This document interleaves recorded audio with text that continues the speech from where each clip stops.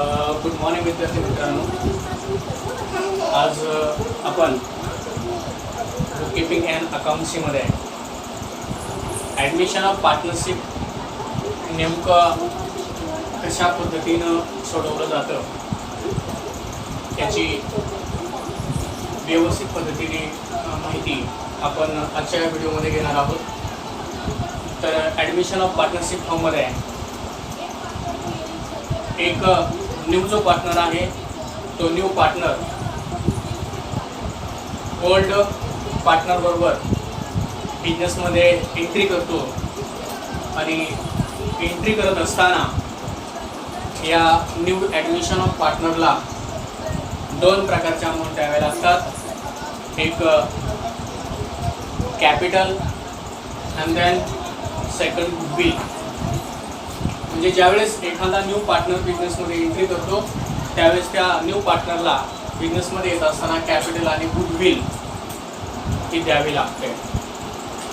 आणि म्हणून admission of पार्टनरशिपमध्ये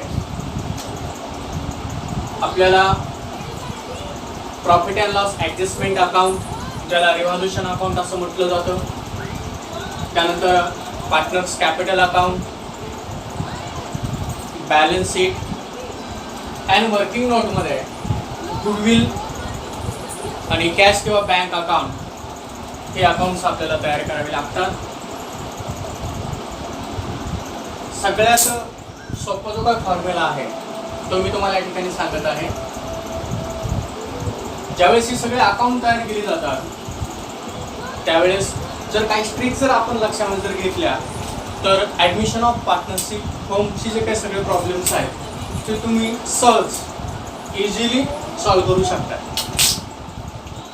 आता ज्यावेळेस आपण profit and loss adjustment account तयार करतो त्यावेळेस नेमकं डेबिट साईडला काय जातं, तर प्रॉफिट अँड लॉस ॲडजस्टमेंट अकाउंटच्या डेबिट साईडला ज्या असेट्स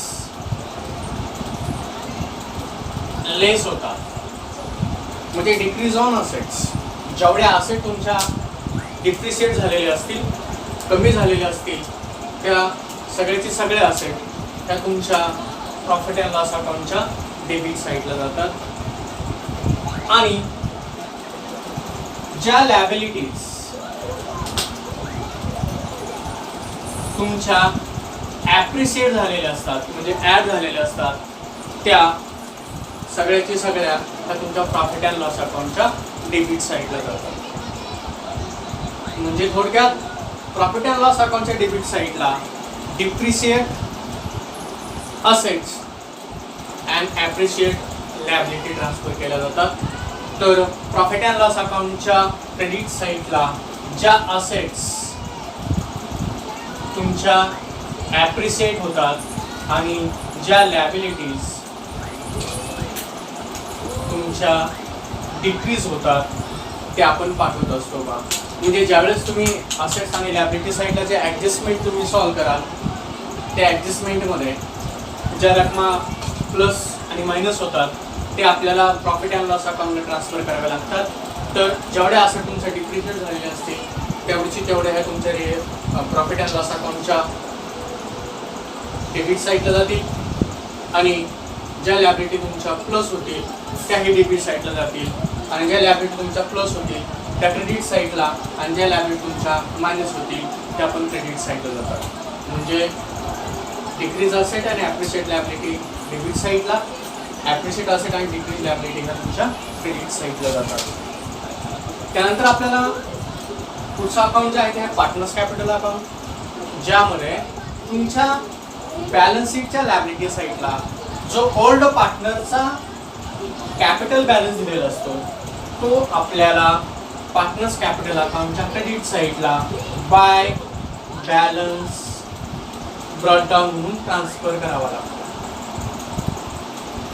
त्याचबरोबर जर तुमचा जनरल रिझर्व दिलेला असेल, रिझर्व फंड दिलेला असेल किंवा अदर कोणते फंड असतील ते सगळे तुम्हाला या ओल्ड पार्टनरला रेशोप्रमाणे डिस्ट्रीब्यूट करून द्यावे लागतात.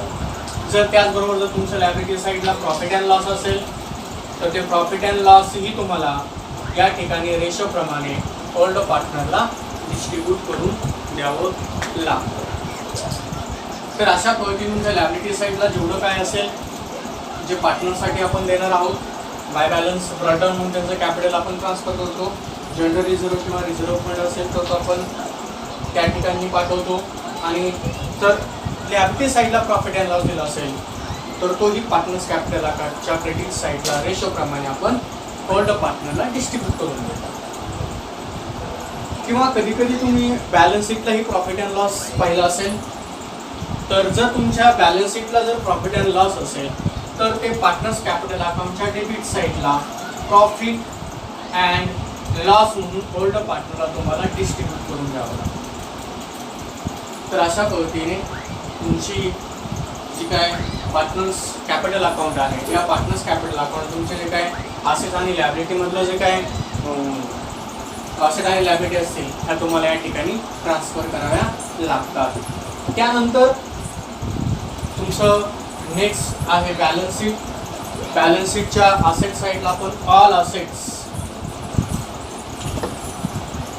असेट्स आपण ट्रान्सफर करतो. त्याचबरोबर डेटर्स, बिल्स, रिसिवेबल, म्हणजे थोडक्यात काय, जेवढ्या तुमच्या बॅलन्स शीटच्या असेट साईडला असेट असतील त्या असेट ह्या तुम्हाला बॅलन्स शीटच्या असेट साईडला पाठवायला लागतात. डेटर्स असेल, बिल्स, रिसिवेबल असेल. त्याचबरोबर लायबिलिटी साईडला all liabilities, creditors, bills payable, loan and capital हे तुमच्या बॅलन्स शीटच्या असेट साईडला जातो. अशा पद्धतीनं असेट साईडला तुम्हाला असेट्स, लायबिलिटी साईड ह्या लायबिलिटी तुम्हाला पाठवावे लागतात. त्यानंतर बॅलन्स शीटच्या असेट साईडला जो तुमचा कॅश आणि बँकचा बॅलन्स दिलेला असतो तो कॅश आणि बँक अकाउंटच्या डेबिट साईडला पाठवावा लागतो टू बॅलन्स ब्रॉडडाऊन. अशा पद्धतीने तुमच्या ऑल असेट्स आणि लायबिलिटी जे असतात ते ट्रान्सफर होतात. ट्रान्सफर झाल्यानंतर तुम्हाला आणखीन एक त्याबरोबर अकाउंट बनवावं लागतं जे आहे गुडविल अकाउंट. आता गुडविल ह्या 3 प्रकारचे असतात. मी तुम्हाला स्टार्टिंगला सांगितलं आहे, ज्यावेळेस एक न्यू पार्टनर्स बिझनेसमध्ये एंट्री करतो किंवा ॲडमिशन घेतो त्यावेळेस त्याला कॅपिटल आणि गुडविल द्यावी लागते. तर प्रथमतः जे काय कॅपिटल देणार असतो हे कॅपिटल एक तर तो कॅशमध्ये देतो किंवा बँक अकाउंटवरून देतो. जर कॅशमधून देणार असेल तर तो जो इफेक्ट आहे तो फर्स्ट इफेक्ट जातो कॅश किंवा बँक अकाउंटच्या डेबिट साईडला. आपण समजा सीज कॅपिटल अकाउंट घेऊ. थोडं जो कॅपिटलने ॲडमिशन घेणार आहे तो सी आहे असं आपण जर गृहीत धरलं तर सी हा जो पार्टनर आहे तो ॲडमिशन घेतो आणि मग या ठिकाणी ॲडमिशन घेतानाची जी काय अमाऊंट आहे ती अमाऊंट तुम्हाला या ठिकाणी कॅश किंवा बँक अकाउंटच्या डेबिट साईडला नोंदवावी लागते. हा झाला ॲडमिशन घेतल्यानंतर फर्स्ट इफेक्ट. त्यानंतर सेकंड जो इफेक्ट आहे तो इफेक्ट जातो पार्टनर्स कॅपिटल अकाउंटच्या क्रेडिट साईडला कॅश पब्लिक बँक अकाउंट म्हणून. ज्या थर्ड पार्टनरने ॲडमिशन घेतलेलं आहे त्याच्या अकाउंटमध्ये आपल्याला ती जी काही रक्कम आहे ती रक्कम नोंदवावी लागते. अशा पद्धतीनं ॲडमिशन घेत असताना जे पार्टनर आहे या पार्टनरने कॅश दिलेली असते. कॅश दिल्यानंतर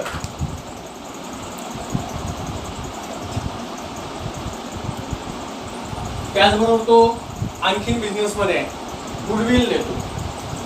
तर ॲडमिशन ऑफ पार्टनरशिप फर्ममध्ये गुडविल ह्या 3 प्रकारचे असतात. तर त्यापैकी राईज आणि रिटर्न जी गुडविल असेल ती गुडविल ही तुमची गुडविल अकाउंटच्या डेबिट साईडला जाते आणि रिटर्न ऑफ जी गुडविल असते ती गुडविल ही तुमची गुडविल अकाउंटच्या क्रेडिट साईडला जाते. म्हणजे गुडविल 3 प्रकारचे असतात. पहिली गुडविल आहे राईज गुडविल, दुसरी आहे रिटर्न गुडविल, जी गुडविल अकाउंटच्या डेबिट साईडला जाते, आणि तिसरी जी गुडविल आहे ती आहे रिटर्न ऑफ, जी गुडविल अकाउंटच्या क्रेडिट साईडला जाते. अशा पद्धतीने हे गुडविलचे फर्स्ट इफेक्ट होतात. आणि त्यानंतर ही जी गुडविल आहे ती आपल्याला ओल्ड पार्टनरला द्यावी लागते. जे ओल्ड पार्टनर्स असतात या ओल्ड पार्टनरला आपण रेशो प्रमाणे काय करतो, डिस्ट्रीब्यूट करतो. आता हा झाले गुडविलचे फर्स्ट इफेक्ट. आता यानंतर जे गुडविलचा सेकंड इफेक्ट आहे राईज, आणि जी तुमची रिटर्न गुडविल आहे हे गुडविल जाते पार्टनर्स कॅपिटल अकाउंटच्या क्रेडिट साईडला बाय गुडविल अकाउंट. ओल्ड पार्टनरला आपल्याला ती रेशो प्रमाणे या ठिकाणी वाटप करून द्यावी लागते. त्यानंतर जी रिटर्न ऑफ गुडविल आहे, आता रिटर्न ऑफ जी गुडविल असते ही गुडविल राईज रिटर्न पण असू शकते किंवा रिटर्न ऑफ पण असू शकते, किंवा कधी कधी डायरेक्ट तुम्हाला रिटर्न ऑफ पण दिलेली असू शकते. तर त्याचं टेन्शन घेण्याची काही आवश्यकता नाही. तुम्हाला ते ॲडजस्टमेंटमध्ये फर्स्ट सांगितलेलं असतं की तुम्ही हे गुडविल असे आहे तुम्ही तिचं रिटर्न ऑफ करा. तर जी रिटर्न ऑफ गुडविल असते या रिटर्न ऑफ गुडविलचा सेकंड जो इफेक्ट आहे तो जातो पार्टनर्स कॅपिटल अकाउंटच्या डेबिट साईडला टू गुडविल अकाउंट. आपल्याला ती ओल्ड पार्टनरला किंवा जर तुम्हाला ॲडजस्टमेंटमध्ये सांगितलेलं असेल तर तुम्हाला ते न्यू पार्टनरला पण रिटर्न ऑफ करावी लागते. अशा पद्धतीनं जी काय गुडविल आहे ही गुडविल तुम्हाला या चॅप्टरमध्ये सर्वात इम्पॉर्टंट जो पार्ट जर कोणता असेल तर तो आहे गुडविल. बाकी सगळ्या प्रॉब्लेम तुम्हाला हे पाहायला भेटेल की profit and loss account, revaluation account आहे, partners capital account, balance sheet, cash वगैरे तुम्हाला सगळ्या अकाउंटमध्ये पाहायला भेटेल. परंतु ॲडमिशन ऑफ पार्टनरशिप अकाउंटमध्ये इम्पॉर्टंट जर काय असेल तर ती आहे गुडविल. जर गुडविल तुम्हाला समजली तर admission of partnership form, retirement किंवा डेट हे तुम्हाला सगळे जे काही प्रॉब्लेम आहेत तुम्हाला इझी सॉल्व्ह करता येतील. तर अशा पद्धतीने आपल्याला हे अकाउंट्स बनावे लागतात. हे अकाउंट बनवत असताना जे तुमचं profit and loss adjustment account आहे त्याच्या डेबिट साईडला तुम्ही प्रॉफिट डिस्ट्रीब्यूट करता, क्रेडिट साईडला तुमचा लॉस येतो. आता अकाउंटिंगमध्ये एक महत्त्वाचा मुद्दा तुम्ही जर लक्षात घेतला तर कोणत्याही प्रकारचा अकाउंट असू द्या त्या अकाउंटचा जो काय फर्स्ट इफेक्ट जर डेबिट असेल तर सेकंड इफेक्ट हा त्याचा क्रेडिट असतो, आणि फर्स्ट इफेक्ट जर क्रेडिट असेल तर तुमचा सेकंड इफेक्ट हा डेबिट असतो. म्हणजे एकाच साईडला अकाउंटिंगची इफेक्ट होताना त्याला दिसत नाही.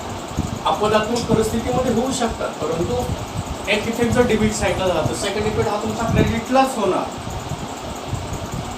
आणि जर ते झालं तर सेकंड इफेक्ट हा तुमचा डेबिट साईडलाच होणार. म्हणजे अशा पद्धतीनं प्रॉफिट जर डेबिटला असेल तर तुमचा पार्टनर्स कॅपिटल अकाउंटच्या क्रेडिट साईडला जाईल, आणि जो लॉस क्रेडिटचा आहे तुमचा तो डेबिट साईडला आहे. अशा पद्धतीने तुम्हाला हे जे काय अकाउंट असतात हे अकाउंट क्लोज करावे लागतात. फर्स्ट स्टेपमध्ये तुम्हाला profit and loss adjustment account close करावं लागतं. त्याचा प्रॉफिट अँड जो काय लॉस आहे तो तुम्हाला पार्टनरशिप कॅपिटल अकाउंटला पाठवावा लागतो. ते क्लोज केल्यानंतर जो डिफरन्स येईल हा डिफरन्स तुम्हाला टू बॅलन्स कॅरी डाऊन म्हणून तुम्ही या ठिकाणी काढता. तो तुम्हाला लॅबिलिटी साईडला कॅपिटल अकाउंट म्हणून पाठवायचं असतं, आणि म्हणून इथला जो काय तुमचा बॅलन्स कॅरी डाऊन आलेला असतो हे बिझनेसचं कॅपिटल असतं, आणि कॅपिटल हे बिझनेसच्या लॅबिलिटी साईडला पाठवायचं असतं. अशा पद्धतीने जो डिफरन्स आहे तो डिफरन्स तुम्ही कॅपिटल म्हणून तुम्ही लॅबिलिटी साईडला पाठवता. आता ज्यावेळेस तुम्ही पार्टनर्स कॅपिटल अकाउंटमध्ये बॅलन्स कॅरी डाऊन काढता त्यामध्ये एक न्यू ॲडजस्टमेंट आहे, न्यू प्रॉफिट शेअरिंग रेशो. आता न्यू प्रॉफिट शेअरिंग रेशो तुम्हाला सॅक्रिफाय रेशो कॅल्क्युलेट करणं गरजेचं असतं, परंतु काही विद्यार्थ्यांना कॅल्क्युलेशन जमत नाही किंवा कॅल्क्युलेशन करण्यासाठी जास्त वेळ लागतो. तर त्यासाठी मी तुम्हाला एक ट्रिक सांगतो. आता सपोज आपण गृहीत धरलं की सी या व्यक्तीने ॲडमिशन घेत असताना 20,000 रुपये कॅपिटल दिलं. त्या व्यक्तीचा जो काय रेशो आहे तो आहे 1/5 शेअर्स, 1/5 शेअर्स आहे. तर यावरून तुम्हाला न्यू प्रॉफिट शेअरिंग रेशो पण काढता येतो. तर कसा काढणार बघा. न्यू कॅपिटल जे ॲडमिशन घेत असताना दिलं जे कॅपिटल आहे ते आहे 20,000 रुपये. त्याचा रेशो आहे तुमचा 1/3 इयर्स. तर एक सिंपल फंड आहे किंवा सिंपल एक ट्रिक आहे. ॲडमिशन घेताना दिलं जे काय कॅपिटल आहे त्याला जर रेशोने गुणिलं तर 20,000 गुणिले 1/5 बरोबर आले 1 लाख रुपये. आले जे काय 1 लाख रुपये आहे त्या 1 लाखामधनं जो न्यू पार्टनर आहे त्याचे 20,000 रुपये मायनस करा. शिल्लक रक्कम राहील तुमची 80,000 रुपये. आता 80,000 रुपये जी राहिलेली अमाऊंट आहे ती अमाऊंट आहे ओल्ड पार्टनरची. मग त्यांचा रेशो आहे समजा 1:1 तर मग दोघांना किती जाईल 40,000 रुपये. आणि ऑलरेडी जो थर्ड पार्टनर होता सी त्याची रक्कम होती 20,000 रुपये. म्हणजे अशा पद्धतीनं तुम्हाला न्यू प्रॉफिट शेअरिंग रेशो प्रमाणे एकदम सिंपल तुम्ही न्यू प्रॉफिट शेअरिंग रेशो काढू शकता. आणि ही जी ट्रिक आहे तुम्हाला 99% प्रॉब्लेममध्ये यूज करता येते.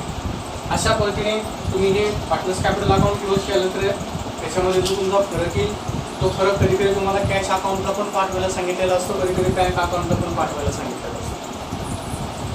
मग तुम्ही तो जो अमाऊंट आहे त्या अमाऊंटचा सेकंड तुम्ही बँक आणि कॅश अकाउंटला पाठवू शकता. त्यानंतर आपल्याला अकाउंट क्लोज करायचं असतं कॅश अकाउंट. कॅश अकाउंटचा जो काही डिफरन्स येतो तो असतो बाय बॅलन्स कॅरी डाऊन. ते बिझनेसचा असेट्स असते आणि म्हणून कॅश किंवा बँक अकाउंटचा जो काही डिफरन्स आहे तो डिफरन्स तुम्हाला कॅश अकाउंटला बॅलन्स शीटच्या असेट साईडला पाठवावा लागतो. त्यानंतर आपल्याला अकाउंट क्लोज करायचं असतं गुडविल. गुडविलचा जो काही डिफरन्स आहे तो डिफरन्स तुम्हाला बाय बॅलन्स म्हणून तोही तुम्हाला असेट साईडला पाठवावा लागतो. आणि सगळ्यात शेवटी तुम्हाला जे अकाउंट जे तुम्हाला क्लोज करायचं असतं ते आहे बॅलन्स शीट. बॅलन्स शीटच्या असेट आणि लायबिलिटी साईड जर बरोबर आली तर तुम्ही सोडवलेला प्रॉब्लेम हा बरोबर असतो. अशा पद्धतीने ॲडमिशन ऑफ पार्टनरशिपमध्ये तुम्हाला profit and loss adjustment account, partners capital account, goodwill, cash किंवा बँक अकाउंट आणि ते बॅलन्स शीट प्रिपेअर करावं लागतं. याच्यानंतरचा पुढचा जो काय व्हिडिओ आहे त्या व्हिडिओमध्ये नेमकं कशा पद्धतीने प्रॉब्लेम सोडवला जातो त्यामध्ये जर तुमचे काही प्रॉब्लेम्स आहेत प्रॉब्लेम्स तुमचे त्यामध्ये क्लिअर होऊन जातील. तर यानंतर जो काय पुढील येणारा जो काय व्हिडिओ आहे त्या व्हिडिओमध्ये तुम्ही नेमकं प्रत्यक्षपणे प्रॉब्लेम कसा सोडवला जातो याची तुम्ही माहिती व्यवस्थित पद्धतीने मिळवू शकता.